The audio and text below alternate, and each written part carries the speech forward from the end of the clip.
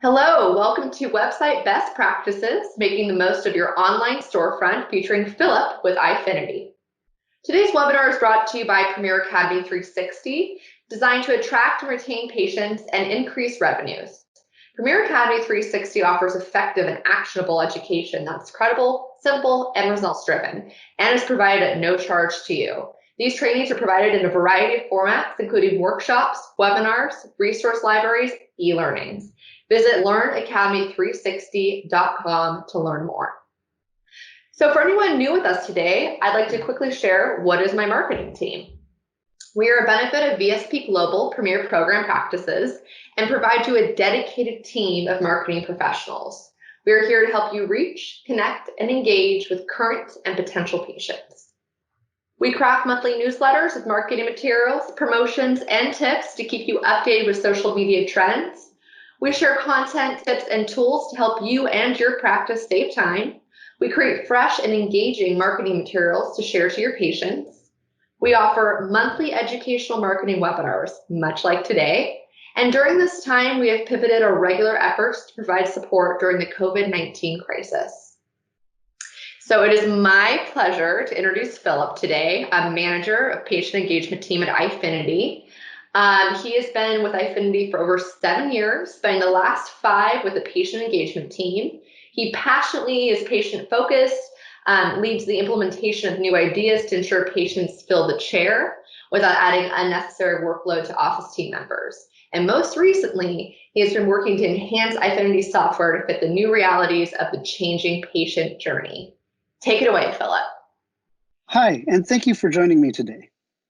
Today, we're going to cover 3 topics. We're going to talk about our updated patient journey. We have presented this many times in the past, but with recent events, we've updated this journey to reflect the changes that we're seeing across the industry. Secondly, we're going to dive into the goals of your website. What are you trying to portray to people who haven't even appeared on your radar yet? And lastly, we're going to talk about the best practices of patient engagement. The world is changing, but that doesn't mean websites are going to go away. It means that they are more important now, more than ever. Let's begin with the patient journey. This part is pretty straightforward. It's what happens every day. And although there may be some subtle differences due to design, style, demographics, or regulations, these are the key components that your patients go through every time they visit your office. There's a couple of interesting points to recognize here. First, check-in is a little bit different now. Perhaps they check in from their car or their distance in some other way, as opposed to what they have been in the past. And secondly, how you run your dispensary may be different. There's been a lot of changes in terms of requiring appointments for somebody to get glasses repair, or even limited times on selecting eyewear.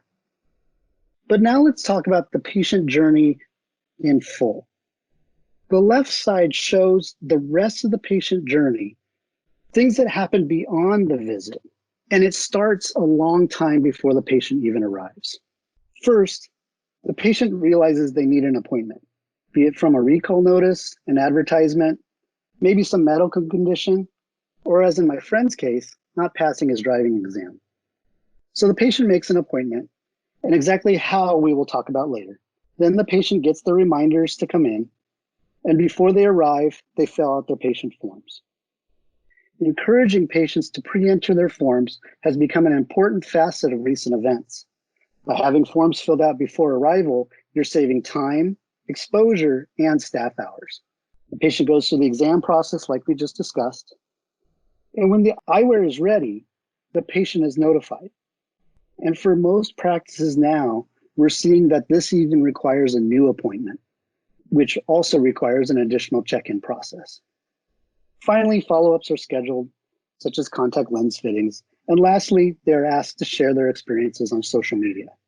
This whole journey makes up your patient engagement. We at iFinity define patient engagement as a set of tools that cover this entire patient journey. Now more than ever, though, it circles back to your practice's website.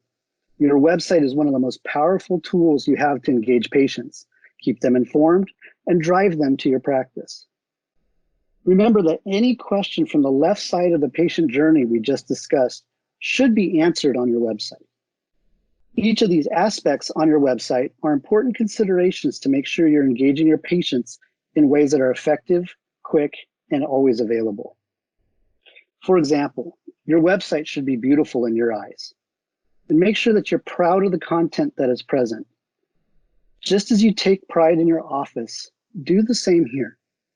If you're not sure what should be included on your website or how often to make updates, or even how to make updates, don't worry, you're not alone. We're going to look at these 4 ways to increase your patient engagement and adapt to this ever-changing world. Next, we're going to talk about some goals to keep in mind and highlight best practices that you can implement today.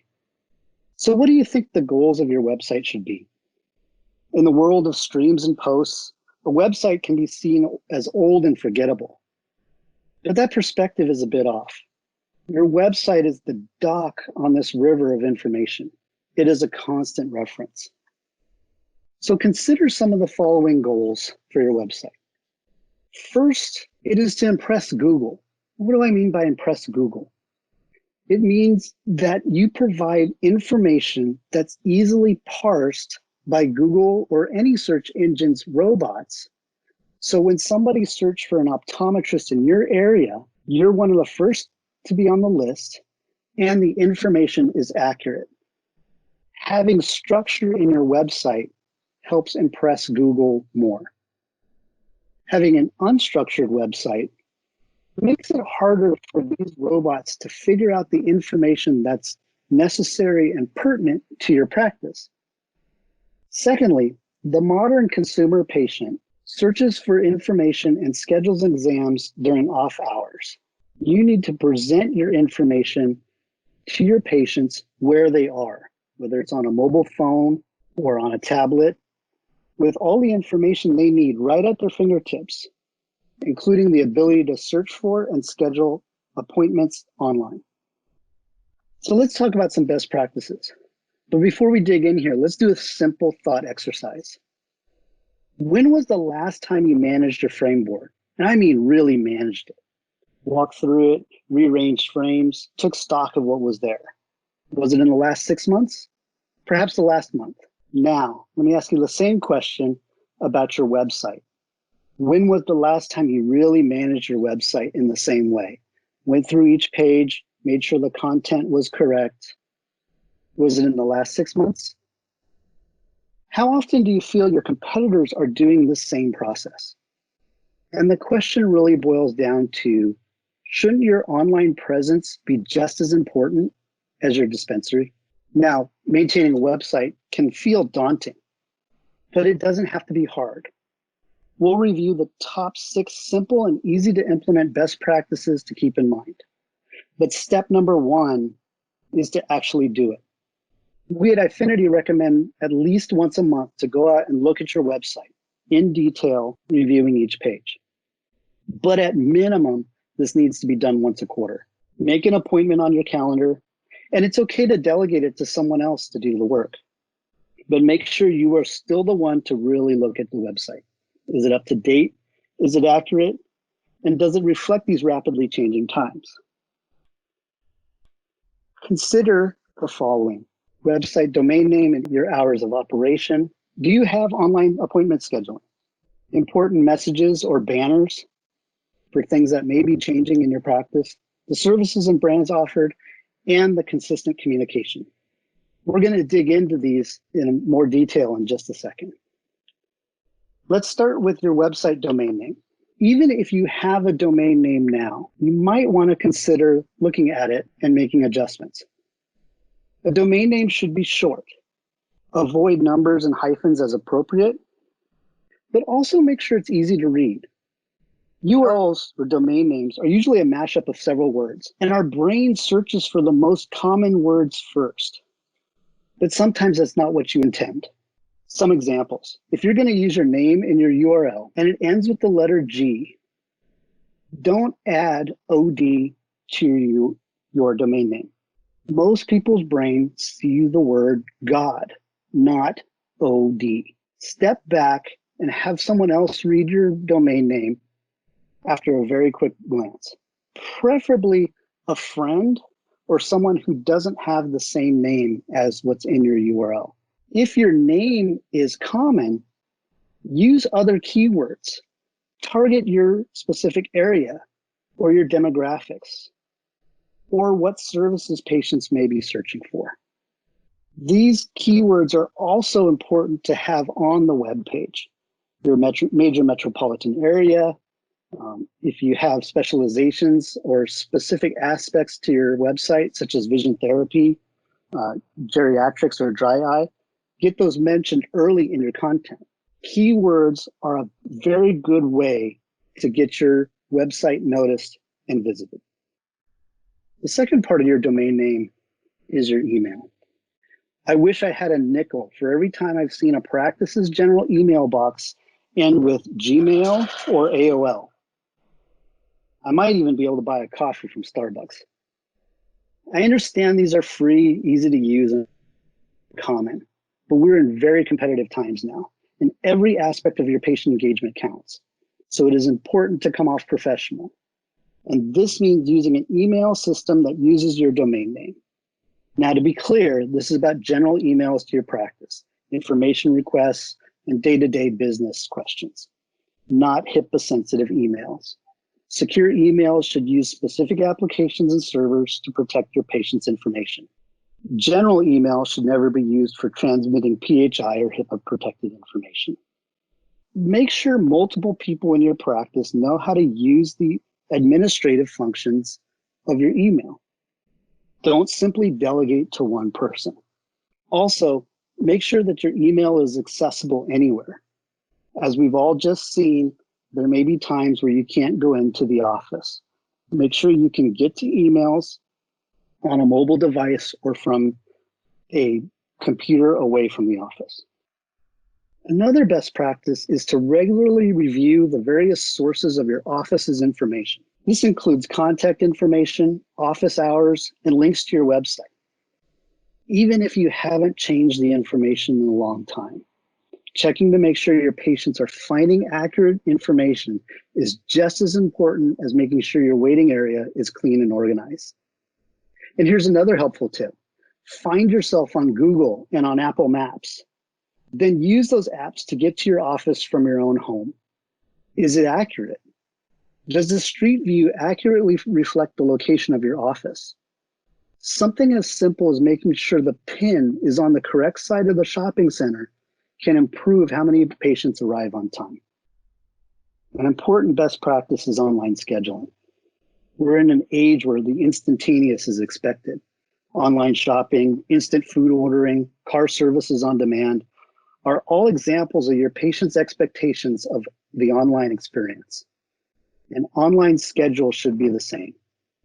For example, Affinity's online scheduling directly integrates with Affinity Practice Management to give a real-time view of your practice's availability.